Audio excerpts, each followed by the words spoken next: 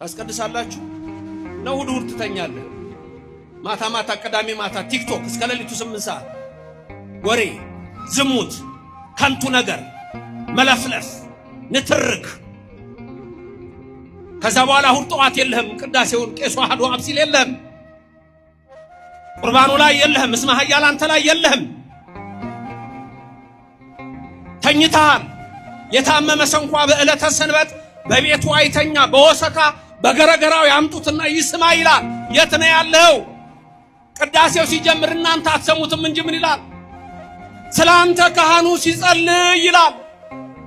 ስላንተ ካህኑ ሲጸልይ ሐሳብህን ወደ ያዛና ወደ አታድርግ። ስላንተ መስዋዕት ሲቀርብ መተቁምና ስማ፣ ተቀደስ፣ ተፈወስ። እግዚአብሔር በረድኤት ይጎብኘን፣ በቸርነቱም አይለየን።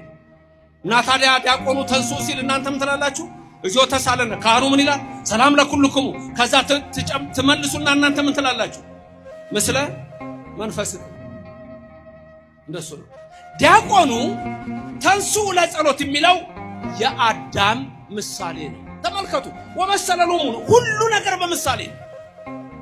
ዲያቆኑ የማ ምሳሌ ነው? የማ ምሳሌ ነው ዲያቆኑ? የአዳም። አዳም ምን አለ? ተንሱ ለጸሎት አለ። እናንተ ምን ብላችሁ ነው የምትመልሱት? እግዚኦ በአማርኛ ምን ማለት ነው? አቤቱ